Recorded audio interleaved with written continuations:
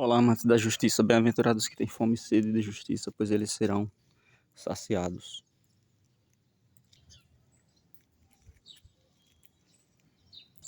Bem-aventurados os mansos, bem-aventurados os humildes de coração, porque verão a Deus. Bem-aventurados que sofrem, pois eles serão consolados. A gente ouve e vê que as promessas de Deus são coisas boas, né? Bem-aventurado. Então são coisas que vêm para o nosso agrado, que vêm para o alívio, que vêm para o conforto, para uma vida boa, agradável. Então a gente vê que as promessas são coisas boas e a gente tem fé nisso, de que essas coisas vão acontecer e a gente sabe o que fazer para estar alinhado, para estar buscando de acordo com a vontade de Deus, buscando de acordo com os preceitos e com a orientação do Criador. Então a gente tem tudo, né, nas mãos, a gente tem a orientação do próprio Criador, ele, ele, ele nos orienta, nós temos a palavra dele, que diz a todo momento o que fazer, né? A palavra dele que fala do caminho estreito, do caminho que às vezes tem dores, mas não é para sempre, porque não haverá pranto, nem clamor, nem dor, então não é para sempre a dor. Mas que fala que a gente não vai se livrar da dor nesse tempo agora.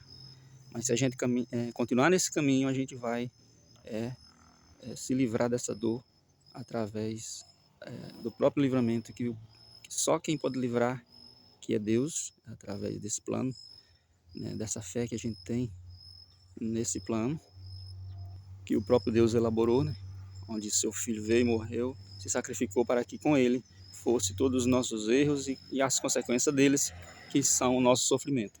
Então a gente precisa apenas disso mesmo, é ter fé de que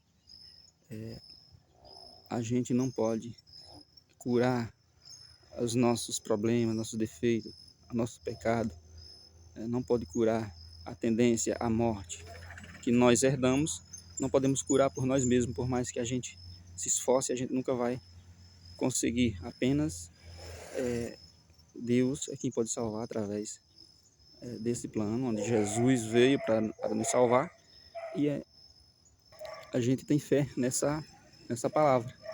Então a gente tem que andar alinhado com essa palavra e entender que muitas vezes a gente vai passar pelo sofrimento, que não é porque a gente está seguindo as orientações e o caminho de Deus que a gente vai ter sempre uma vida agradável. Às vezes tem o sofrimento, às vezes tem espinho, mas toda essa parte que é mal, ela não é para sempre. Se a gente seguir, Deus terá misericórdia da gente e Ele promete que, né, e Ele quer salvar. Ele veio para que todos tenham vida, então Ele quer dar o melhor para todos nós. Então, se a gente andar de acordo com a palavra dele, a gente vai estar fazendo a vontade dele, e Ele diz que vai julgar todas as pessoas e vai ver, né, aquele que se esforçou, vai julgar segundo as suas obras. Então aquele que se esforçou, ele tem ali algo que fez, né, que fez movido por essa fé, movido por essa vontade de estar no caminho de Deus. Então a palavra de Deus, ela é simples e ela não modifica, ela é a mesma desde que o Senhor, o Criador, passeava no jardim e trazia sua palavra, sua instrução ao primeiro casal na terra. O próprio Cristo, quando veio, ele não modificou nada. Ele disse que a palavra de Deus não passa, né? Céus e terra passarão, mas as palavras do Criador, as palavras de Jesus não passam. Porque Deus, ele fez tudo bonito no seu tempo. Então, se ele fez tudo bonito, perfeito, para que modificar? Não é modificar. Deus está dando tempo para que o inimigo mostre o jeito dele de governar, mas esse tempo vai ser tirado. E aí as coisas vão voltar a ser como era, né, no controle total de Deus. Isso é o reino dos céus. O reino dos céus, ele começou a governar na terra lá com o primeiro casal. As coisas desandaram, mas a promessa de Deus é que tudo vai voltar a ser como era no princípio. Então, se a palavra de Deus não modifica, então não adianta os homens ficar distorcendo a palavra e transformando ela numa palavra suave, numa palavra que traz a massagem para o coração das pessoas, porque não é o homem, não é o homem que vai modificar e criar as leis, mas ele vai seguir as leis que o próprio Criador já deixou, que vale para sempre.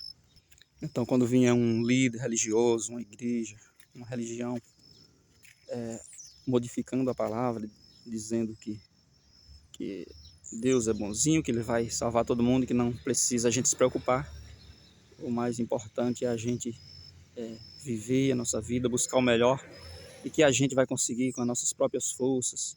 Nós temos aqui a tecnologia no nosso favor, nós temos isso, nós temos aquilo que vai nos beneficiar. A gente está pregando uma palavra errada, porque só Deus vai salvar tudo aquilo que está errado, vai curar tudo que está errado e vai trazer de volta a perfeição. Então as mazelas, a fome, a, a, a salvação da natureza, né, do que está errado, aonde tem problema, é Deus que vai reverter, né, toda essa situação. Essa coisa de se precipitar e querer salvar, querer deixar tudo bonitinho, bonzinho, trazer a solução, o próprio Satanás na tentação lá no deserto, com Jesus ele falou, transforme essas pedras em pão. Né? Ele queria transformar ali do jeito dele, mas Deus viu que não era daquele jeito. Tem que seguir o plano, né? Jesus viu que não era daquele jeito, tem que seguir o plano do Pai, do Criador, de Deus, que é Ele mesmo quem vai curar, né? De acordo com a sua programação. Mas tem muitas pessoas no mundo querendo trazer a vida eterna, querendo trazer a cura para tudo, né? Querendo trazer do jeito dele, querendo transformar a pedra em pão. Então aquele pastor, aquela igreja que só prega a graça, que prega que tudo é fácil, ele está distorcendo a palavra, ele está enganando as pessoas e se enganando. Ele está enchendo talvez a igreja de pessoas, né? Tornando a sua igreja atrativa, agradável, mas atendendo à vontade humana. Ele está moldando a religião à vontade humana, ao invés de moldar a vontade humana à religião, a vontade humana à vontade de Deus. Esse, o falso profeta, que só fala de coisa agradável, esse está transformando, querendo transformar a pedra em pão.